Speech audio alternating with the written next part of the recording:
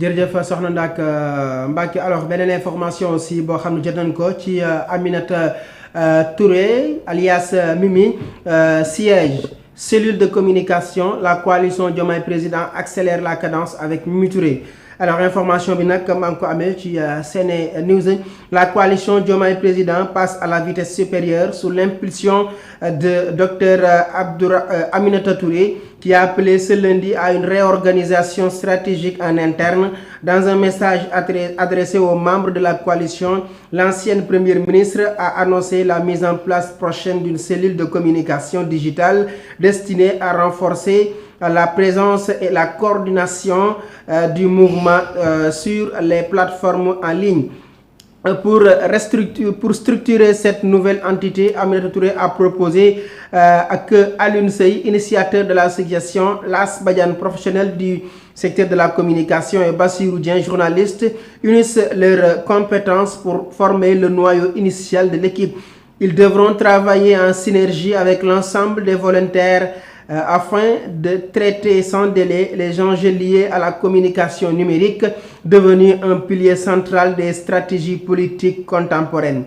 Parallèlement, Aminata Touré a annoncé que la coalition s'apprête à installer son siège officiel dans les meilleurs délais, une étape déterminante pour optimiser le fonctionnement interne et structurer le travail des différentes commissions. Alors mu nekk nag beneen décision boo xam ne ça vient vraiment flouter les choses ndax itam Aminata Touré bi nga xam ne moom le président Diomaye dénk la coalition Diomaye Président moom itam ma ngay accélérer la cadence jëm ci li nga xam ne rek moo di utal benn siège officiel bu la coalition Diomaye Président waaye itam ubbiwaat beneen cellule boo xam ne mooy gérer tout ce qui est communication digitale lu jëm ci wàllum numérique.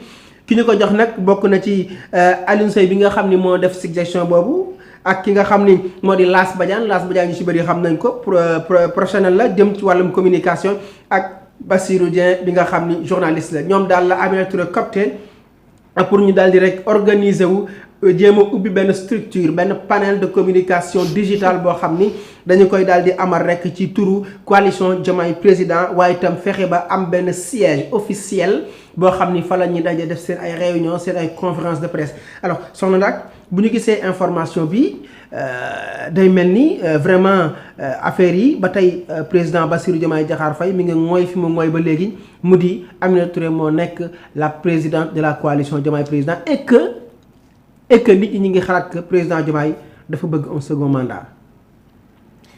D'accord Abdou Khadre. Oui. Est-ce que xam nga ni depuis que le président de la République Bassirou Diomaye Diakhar Faye daal di tabb madame Aminata Touré dit Mimi ci mu superviser te yore coalition bi di Diomaye Président madame Aminata Touré dafa commencé di def liggéeyam. Ça veut dire amul benn cessé comme ñu ni ko arrêteel wala taxawal wala bàyyil amu ci. xam nga madame Aminata Touré dañoo bind noir sur blanc ni ko désormais yow yaay yore Diomaye Président. ki la sant ki la ni xam nga tey Abdou Khadre yow yaay sama directeur. soo ma nee soxna Ndak demal ma sur le terrain defal ma reportage par exemple si ñaay yi wala feneen di nga ma wax li ngay xaar ci man. di nga ma ni kat ce que je veux mooy nga defal ma la lumière sur problème tel wala dara wala dara. Même le procureur de la République buy santaane ay enquêteurs da leen wax li mu bëgg. Abdou Khadre ça suppose que le président Bassirou Diomaye Diakhar Faye moo santaane ka mu sant kan la Aminata lan la ko sant mooy li Ami di def nii. Mimi li muy def dañ ko cee dox ndigal. Abdou Khadre ku fi ñemee dañu laa dee c'est ça la vérité. Mimi Touré ku ko meree tooñ ko parce que nii muy doxalee nii c'est parce que danoo nekk ci ginnaaw kilifa gi moo ne ko Mimi doxalal. Est-ce que beneen communiqué dafa génn pour wax ni Mimi nekkatul jiiteetul Diomaye Président. déedéet léegi ma ñëw ci ay agissement wu Mimi Touré. Mame Diarra Fam da koo provoqué ci groupe WhatsApp bi. Groupe WhatsApp bi nga xam ne mooy jiitu woon Abdou Khadre. Groupe WhatsApp bi nga xam ne ñoom ñëpp ci lañ nekkoon. Mimi Touré mer gedd groupe ba prétexte la woon parce que groupe beneen amoon na balaa mu doon gedd lii mooy dëgg. mu gedd on ak ñeneen ñu génn nekk ci seen groupe WhatsApp bii di Diomaye Président authentique. maanaam ñoom bi nga xamante ni mooy groupe bi madame Aminata Touré jiite. Abdou Khadre ci biir groupe boobu ñu joxe fa ay consigne bi jiitu mooy ginnaaw après adhésion kan mooy adhéré kan mooy ñëw bokk. mooy mouvement parti politique képp koo xamante ni yow gis nga sa bopp ci Diomaye président ñëwal nga bokk. mais dafa am nooy bokkee lettre d'engagement. Pourquoi le président de la République Bassirou Diomaye Diakhar Faye mu sentir besoin di wax ñi muy àndal engagez-vous. Rassurez-moi parce que Abdou Khadre lettre d'engagement foo ko dégg mooy dalal leen sama xel. mooy rassurer ma mooy wax ma ni ma yow sama soldat nga mooy wax ma ni ma tu vas être fidèle loolu dala maintenant bu madame Mimi Touré dee wax ay nit na leen pour nga adhérer il faut am benn lettre d'engagement venant de vous loolu mooy wane ni ñoom soxla na ñii di ñëw bokk ñu rassurer leen Abdou Khadre ni dañuy bokk gëm nañ leen te ñoom ak ñoom ñooy ànd ci lañu jëm. ci noonu moo tax nga gis ay adhésion man damaa gis docteur Abdoulaye Niane mu dem Diomaye président. docteur Abdoulaye Niane jot na la nekkoon moom ak le président Ousmane Sonko. ñu nekkoon bokk même coalition ñoom ñaar doon ànd nekk ay xarit yàgg. tey docteur Abdoulaye Niane moom laa gis ni dafa def lettre d'engagement am ni dafa adhéré ca Diomaye président. ak ñeneen ñoo xam ni mën naa leen lim. bi loolu weesoo xam nga ñoom lan la jotaatoon comme consigne. ñu créer ay groupe WhatsApp ñu créer ay compte TikTok ay et cetera compte pour nee nan ñuy fësal seen ay ci plan communication ñuy fësal seen ay liggéey ak yu ni mel mais Abdou Khadre. bu nu xëyee diggante week-end bi qu'est-ce qui a changé parce que ci week-end bi. dañ ni madame Aminata Touré moomu leen joxoon ndigal moo ni leen nañu arrêté gum temporairement lépp lu jëm ci wàllum communication ci Diomaye président Abdou Khadre madame Aminata Touré mi santaane woon ay groupe TikTok ak ay compte TikTok ak yu kenn xamul moom moo ñëwaatoon ci groupe gi xamal leen ñoom ni leen nañu stand by nañu arrêté temporairement lépp lu jëm ci communication lu concerne Diomaye président ndekete kon moment boobu moom madame Aminata Touré ak ñi mu ondal ñu ngi woon ci ab réorganisation interne. parce que Abdou en politique quand tu fais benn réorganisation interne moo tax nga war a mën a jël ay décisions yu leer. ni leen désormais kat ñun dañu am benn cellule de communication. léegi leen ko lire on vient de lire ça communiqué bu génn léegi kon madame Aminata Touré Abdou Khadre il a choisi ses soldats en communication. Ils ont choisi par exemple des communicants pour qu'ils communiquent pour eux. Abdou Khadre yamuñu sa ndax Diomaye président bu ne léegi day am harmonie ci communication parce que quand tu dis que dañuy xaarani comme léegi information bi fii lay jógee cellule de communication bi ñu harmoniser et tout ça c'est parce que ils ont très tôt compris ñii que dañu bëgg a am benn bataille bu nu bëgg a gagner maanaam bataille de l'opinion. Actuellement génn nañ ci phase naan est-ce que Mimi moo war a dogal ak mi ngi war naa doxal ak doxalul. Mimi xamal na léegi Sénégal yépp ni je suis légitime ci liñ ma sant ndax c'est le président de la République moo ma jox ndigal. xamal sénégalais ni li ngeen di wax ni yépp fray jaw ma ñeente puusuma paasuma te damay doxal. ba pare jëlaat ay nitam. choisir leen pour ñu yoral ko communication. Abdou Khadre quand on te xam nga aujourd'hui man li ñuy def nii lan la. ci digital bi la. fan la focus ci digital bi. xale yi fan la ñu nekk jeunesse bi. ñi ngi ci réseaux sociaux yi. instant yi dañu nekk maanaam tey bu doon beneen parti politique la ma ni la. dañu nekk di affronter ouvertement Pastef. dañu nekk di affronter ouvertement Pastef. xam nga déggoo boobu ba léegi madame Aïssatou Mbodj mu wax. gisoo communiqué bu acte def.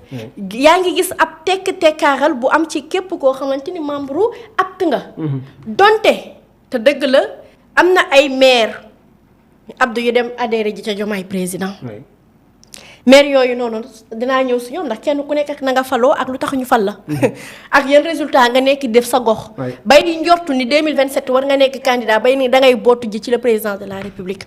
Abdou loolu weesuwul. am na si itam ñoo xamante ni. Sénégal tey bu leen xamee Ousmane Sonko tax. ñi ngi ci Diomaye président. D'accord loolu mooy dëgg. lii ñuy wax ngeen naan du dëgg ak ay est-ce que c'est vrai c'est vrai. adhésion am na yu bëree bëri. ñoo xamante ni ñi ngi woon ci ensemble Diomaye président ñu bàyyi Diomaye président bii madame Aïssatou Mbodj jiite dem adhéré ji ànd ak madame Aminata Touré. am na fi ñoo xamante ni Abdou. nit ñi gëjoon nañ leen dégg sax ci politique. génnaat nañ dem nañ adhéré ji ci Diomaye président. donc Mimi Touré actuellement day wane ni rek dan maa sant ndigal laay exécuté te ki ma sant comme kilifa gi neewuma arrêté kilifa gi joxaguma ndigal ni ma baax. kilifa gi neewuma doy na. waa Abdou day doxal. Mimi day doxal parce que dañ koo jox pouvoir ni ko doxalal lii kese la. d'accord mais est-ce que kon donc li ñu doon wax ni waxtaan am na ci seen diggante ba ñu jëm ci yenn points yu bëri yoo xam ne jël nañ ko notamment ñu inversé ki nga xam ne moo di Aminata Touré ci boobu les coalitions est-ce que loolu aussi mën nañu jàpp ni tey véritablement waxtaan bu concret am na boo xam ne mën nañ ci jàpp. Abdou Khadre lu factuel. Abdou Khadre ci nii may wax ak yow nii. si ñaari kilifa yi dafa am ko ci koo xam ni il est inaccessible. ci ñoom ñaar. waaw Diomaye wala Sonko. ñoom ñaar ñooñu. dafa am koo xamante ni il est devenu inaccessible. maanaam kenn du ko ba jot ko wala. jarut dafa leen faalee de. d'accord maanaam bouclage dafa am. si ñaari kilifa yi am na koo xamante ni ay nit dem nañ gis que wax na moom wax na li ko metti wax na lu bëri. mais da cee am ca wàll gi beneen kilifa goo xamante ni. malheureusement Abdou Khadre gis nga nan waxante dëgg médiation mënoo koo dox ci benn parti. man ak yow suñu jotee Dominique ak Awa ak Bamba notre PDG mu ni dañ siy dox jàmm. léegi Abdou suñu ñëwee ci man ma ubbi leen sama buntu ne leen waaw. Abdou Khadre kat daf may woo di may yooxu Abdou Khadre kat moom wax dëgg yàlla respecté wu ma. Abdou Khadre lii Abdou Khadre laa. léegi ñoom ñu jël note. nit wax ak man. léegi Abdou yow pour ñu wax ak yow. yow nga tëj seen sa buntu. yow doo jëlee too appel. yow ñenn ñi yow filtré nga seen numéro. Abdou loolu yëpp am ci. on te parle de protocole yu kenn xamul tu n'es plus accessible. léegi yow Abdou est-ce que loolu médiation bi dina wéy. d'accord mais man dama gisoon ñoo xam ne ñu ngi naan am na benn médiation bu am des va-et-vient diggante kër ki nga xam ne moo di résidence président bu premier ministre Ousmane Sonko. amul ak ki nga xam ne moo di Diomaye Faye. amul xam nga lan moo am. médiation lointain man du bu jege. médiation boo xam ne. ay waajur leen ci dugal Abdou Khadre. d'accord le président de la République Bassirou Diomaye Diakhar Faye ak son premier ministre Ousmane Sonko. jiboo wala waxtaan bokk bi waroon am seen diggante amagul ba nii ñuy wax ak yow xam nga lan moo fi am. ay nit yu jóg solidaire dem Ndiaganiao am na. dem Casamance am na. ay waxtaan yoo xamante ni ay nit tamit. ay kóllëre maanaam ay discussion yoo xamante ni am na ba pare. am na benn groupe WhatsApp bu ay kilifa bokk ci réew mi. waxtaan am na waaye dafa ñagas Abdou Khadre. parce que dafa am nu waxin lu ku wax joo xam ne waxuwut. d'accord waaw am ko xaw a mer benn kilifa mer ba génn ci groupe WhatsApp. d'accord loolu yépp am na te pourtant lii war a indi mer waru ko woon indi parce que ñoom dañoo waxante woon ay kii ay kàddu su gor Abdou